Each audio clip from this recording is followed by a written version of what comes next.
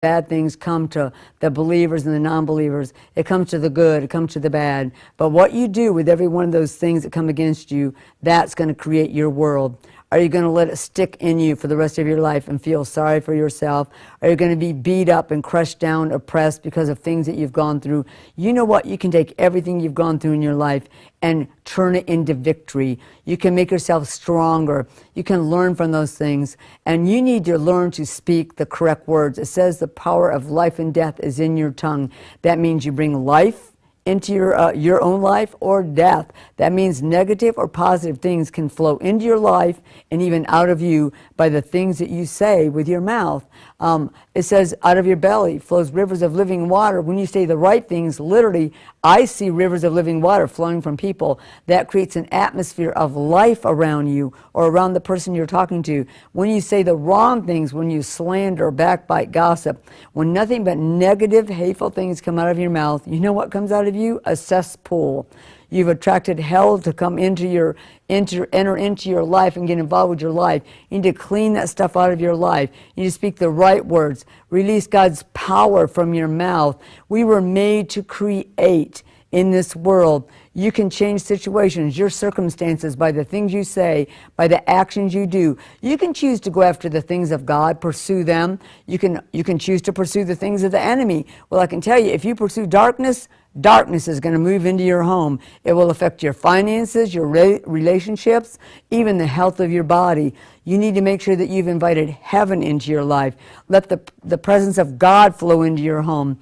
If you're living your life right, and I visit somebody, I literally see rivers of living water flowing through your home. And you know what? Your angels surf on them. They're so filled with joy that you're bringing life into your home, life into people. And you do choose what happens to you after you've gone through a traumatic experience. We've faced those things ourselves. We made a decision. I'm living in victory. No matter what the enemy brings against me, I'm not going to let it crush me down or hold me back.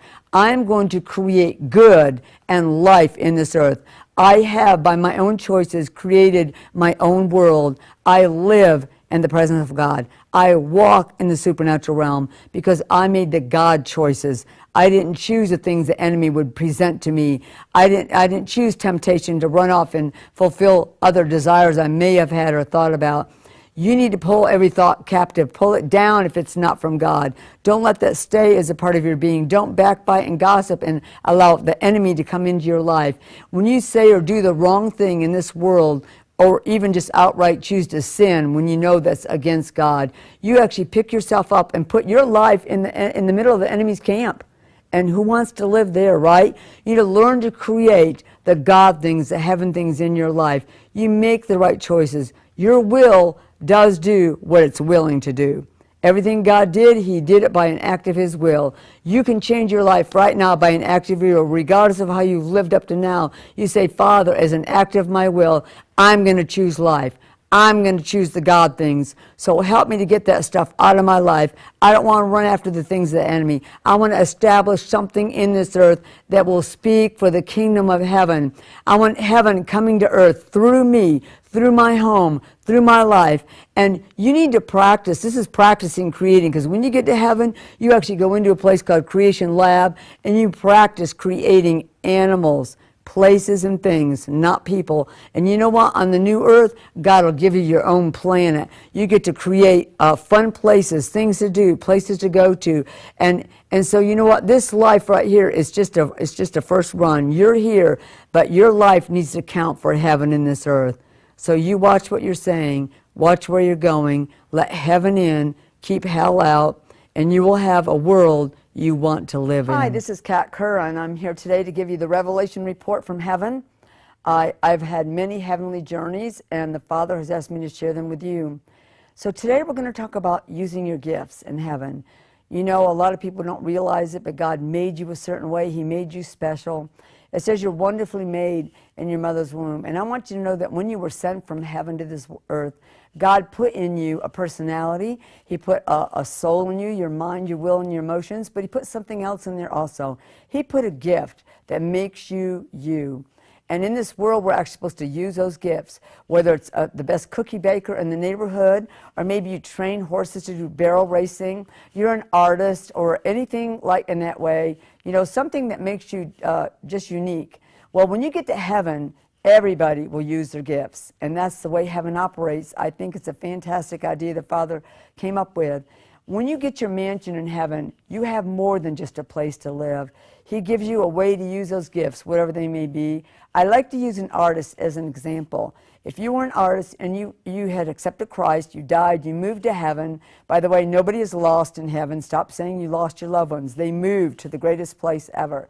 When you get there, you'll find out that He made you a mansion, and in that mansion you will find a studio with everything you need to produce the art, whether it's glass blowing or gems or fine art or pottery, whatever that is that you have as your gift. You'll have a way to use that in heaven, and then He gives you a gallery to show all the beautiful things you made, and then everyone in heaven will come to your place to look at your things, and guess what? You get to give them away. That's the best part. You don't pay for anything to make this stuff for the people, so they get to come and get it.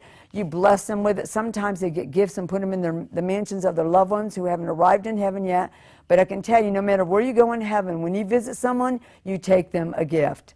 One of the other person's places I was shown was someone who loves horse riding. And let me tell you, if you ever want a horse, he won't give you one, he'll give you 100.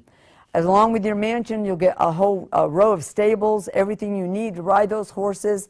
The best news is you won't have to shoe them, clean them, or even feed them. Okay, you're living in a supernatural place called heaven.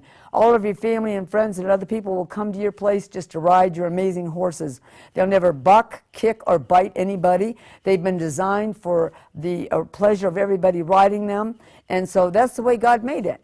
And so even if you never get to use your gifts on this earth, you'll use them in their fullness in heaven. If you were meant to be a concert pianist and all you ever got to do is play the keyboard in your home, when you walk through those gates in heaven, that gift is 100% activated. When you get to your mansion, you'll find a studio where you can teach people to play like a grand pianist. You'll have your own grand piano, and you even have a place for people to come, like a performing center for people to watch you play that. Sometimes God will even allow you to play in the throne room for everybody there. It's just an amazing place to live. So don't think badly if you never get to use your gift on this earth. If you can, use it as a way to volunteer or just in any arena you can, but it's so important for you to be yourself. Don't try to be someone else. It shouldn't be that hard to figure out what your gift is. It's the thing you think about, dream about. If you can make a living doing it, you would do it. The problem is that the body of Christ, they go to church every Sunday trying to figure out what their gift is, and yet it should be apparent to you because it's what you love the most. The world doesn't have a problem identifying their gifts, training in them, and then using them in this earth. And so God wants you to know He made you unique and special. We all have gifts on the inside of us. We actually are the gift God sent from heaven. So please, if you haven't had an opportunity, try to find a way to release that gift into this earth. It's part of the kingdom He put within you. And when you use that gift in this world, you're releasing something from heaven into the people's lives. And honestly, some of the best people you get to impact with the gospel are all those who are connected with the gift you have. They come to watch it, use it. That gives you an open door to share the gospel. So remember, you are a gift God sent to this world. Please use it for Him, and may God bless you. If you'd like to know more about this subject, you can go to my website, revealingheaven.com. I've actually just produced a brand new DVD called Gifted, and you can get a lot more information from that DVD. And I hope you enjoy it. And this is Kat Kerr of Revealing Heaven, and I have to tell you about this revelation. You know what? Heaven is the most fun place you'll ever live in your life. Did you ever think of that? Most people, and including the world, think heaven is going to be so boring. They don't even want to go there. Most believers actually say, what in the world am I going to do for eternity? What is it going to do up there besides bowing to God and maybe singing some songs with the choirs in heaven, sitting on a cloud with a harp? Guess what? You don't get a harp when you go to heaven unless you already play one. You know, maybe if you want one to decorate your mansion, He might give you one. But what are you going to do with it anyway? The reason my hair is pink, by the way, I forget that a lot. God Himself asked me to have pink hair. there. For the reason that you will know heaven is going to be a whole lot more different than we thought it was. He takes me nonstop on tours of heaven so you can know what's really there. And the thing he asked me, the very first thing he said is, your assignment is to make heaven so real they could feel like they could live there. And they have to know it is going to be fun. He did tell you you had to be like a little child to enter into the kingdom of heaven. And he didn't say that because it was going to be sober and profound and serious. He said that because you will act and feel like a little kid. I see people getting out of transports and chariots and just running in circles, yelling and laughing. They're so excited because it's so much more amazing than they thought it would be. You'll see people celebrating, dancing in the streets, just grabbing everybody and hugging them. And you have parties everywhere in heaven. Heaven created parties, okay? We didn't make them on this earth. They did. They celebrate over everything. And so there is a lot of fun in the house. And I say house because you know what the word says. In my Father's house are many mansions. And people have this idea of a lot of rooms crammed inside of a big building. Forget that. His house would be the world called heaven. How big is it? So big that they have angels in heaven bigger than our planet. So let me take you out of your box today and share some of the fun places he's shown me in heaven. Yes, they have movie theaters in heaven. They invented it. We didn't. They have fantastic, exciting, intense, hilarious movies in heaven. If you ever wanted to be, you get to be. You go in the one door of the theater and sit and watch the movie, or you go down the hall in another door and you're literally step into the movie. You're in the movie acting. So how about that? That's a whole lot better than down here on this earth, isn't it? A lot of fun, exciting movies that are shown on the earth actually make it to heaven, but they do have some certain criteria you have to meet. You never see anything defiling, disgusting, vile, no sexual content, no profanity, no crude humor. Isn't that wonderful? Just think, anyone can go see the movies in heaven. I think they need to get a clue on this earth, okay? If they want it shown in heaven, they better straighten out a little bit of those things. But I can tell you, they have amazing movies in heaven. They have an amusement park in heaven where you can ride on carousels where the animals are alive. They don't have a post to them. They have like a little platform that goes up and down. Your kids get to ride on elephants and porpoises and baby dinosaurs and unicorns. The real thing, okay? You think you want to know what your kids are doing in heaven if they're there? They're riding the carousels in heaven. They're eating the cotton candy and the candied apples and popcorn and pies. And yeah, they do get some other stuff too. But you know what? It doesn't matter if you have a sweet tooth in heaven. Heaven was made for you. There's no food allergies, no weight gain. Your children, if they're children, they get hoverboards. They go together in groups all over heaven, even around the age of 5. They can't get lost. They're not going to get hurt. There's so many exciting things for them to do. They even have a place called Cartoon Village, and you can just guess what happens there.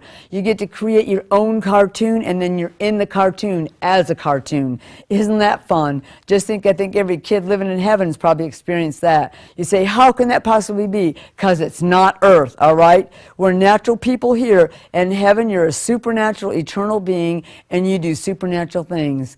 They have a place called Christmas Town in heaven. I've mentioned it before. You like snowball fights and skiing and ice skating? You go to Christmas Town. When you go into a new place in heaven, there's buildings. You walk through those buildings, put on the outfit you need to enjoy that part.